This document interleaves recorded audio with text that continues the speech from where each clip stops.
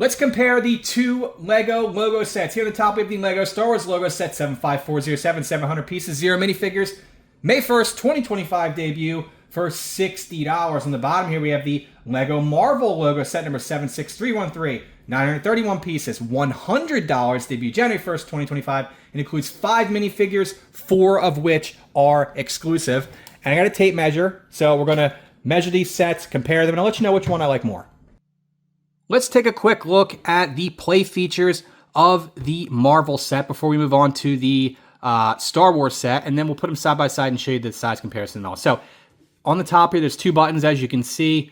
Press the button in pretty hard, and out pops a piece on each side. And the cool part about it is the minifigures can sit in each one of those areas.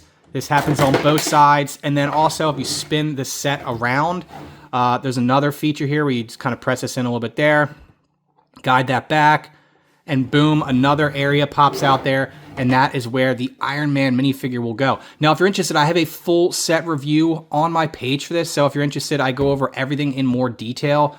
I'm not going to do the same thing here with this comparison video, because I did already do it in my longer form review, and I think Lego did a great job with this set. I think the Marvel logo looks awesome. Honestly, I could have done without the minifigures and the play features, and ultimately that would have made the price a little bit cheaper. So let's close all these pieces back up there. And the cool thing about it is they all go on very easily. So just pop this piece right back there on the side. Same thing here on the right-hand side. My right, your left, I imagine. And then easily pop these right back in there. And it is a nice clean look, I think. So there's not like a lot of areas where you're looking at it and you can tell unless you know it's there. So I think Lego did a great job, and ultimately I do think that this is a pretty cool looking logo, and it really is a nice looking set here. But I probably could have done without the play features. So let's move on to the Star Wars logo set.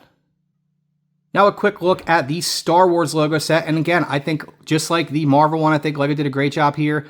Each set has really cool building techniques you can see here as I go over. And ultimately, I think this looks really nice. I mean, I guess maybe you could complain about some of these open studs there and there on the top, but I think it looks great here. You can also partner build this set, which I thought was pretty neat, which you cannot do with the Marvel set. So the first bags are for the Star, and there's a manual just for the Star, and then the ones for the Wars. And then this doesn't have any play features, but there's that one Easter egg there on the top, which I thought was pretty cool. And also the set does not have any minifigures. Now let's take a closer look at both these sets side by side so I can show you the size comparison between the two. I have my tape measure out, and let's take a look at the size of this set. So this set is 11.5 inches from left to right. Top to bottom, or bottom to top, whatever, is 4.5 inches. And then the width here is 2.5. Now we'll take a closer look at the Star Wars one and see which one is longer, shorter, all that stuff. So left to right, 12 inches. So this set is a little bit longer. Bottom top, 5 inches. So this set is also taller, but obviously it's not going to be as wide here. This one is 1.5 inches. So the Star Wars set would be the taller, the longer, but from a width perspective is not wider than the Marvel set here. You can see that when you put these two just like this. You can see on the sides that it does stick out a little bit on each side over here it sticks out, and then here on the top as well. I have the two sets pressed as close as I can get to the wall, against the wall, so you can kind of see the difference in the size there. And there's definitely, the Star Wars set is definitely a little bit taller and a little bit wider, and I'll press this one all the way here to my right hand side. You can kind of see the difference in the size there as well. So Marvel set is definitely a little bit smaller than the Star Wars set, except for the width. All right, so we have to go over the minifigures, so we'll go over the minifigures next here, and then I'll wrap the video up, let you know which set I like more, and all my thoughts on each set in general. Let's start with the first Avenger, the Captain America minifigure, and this is exclusive to the set, and I think it looks really nice. So if you're going to have minifigures in this brick-built logo set, you got to have Captain America, that is for sure. And overall, a nice minifigure. Again, exclusive to the set. And his mask is like the original mask there. I think it like changes over the years. He does have a beard there, and overall, a pretty nice looking minifigure. 2 faces, and y'all know that I like 2 faces for all the minifigures. don't typically go over accessories, but you got to go over the Captain America shield, and I think it looks pretty nice. Next up is the Thor minifigure, and he does have his hammer. And again, this is an exclusive minifigure to this set. I think overall, it looks like a pretty nice minifigure there. There you go. Check out the back printing. The cape looks like it's, durable, will last a long time. And let's see if Thor has two faces. He absolutely does. I actually like this face better with the little smirk. So nice minifigure here for Thor, and some nice details there on the torso. The Hulk minifigure is actually a little disappointing because I think LEGO could have splurged here for this set, given us a big fig. He is exclusive to this set, this actual minifig, but I think it would have been better suited to have a big fig. I thought that would have been a nice touch and added details for fans. But LEGO chose to go with the standard minifigure here for Hulk. Again, disappointing. He's got two faces here. I don't know if I've ever actually seen him smile, but nonetheless, not a bad minifigure, but it would have been better to be a big fig, to be honest with you. Here we have Black Widow. I think this is also a must-have for this set when you're talking about like the original Avengers.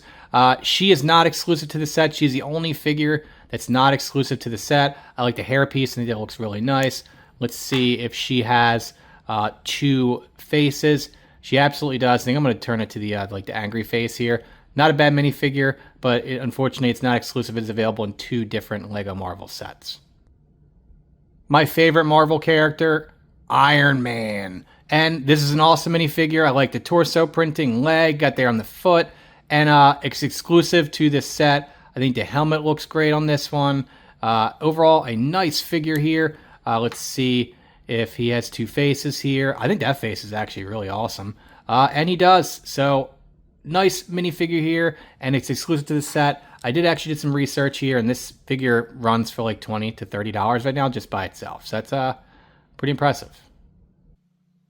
Let's wrap up this comparison review of these two LEGO logo sets here. So if I had to pick one set or the other set, I could only pick one.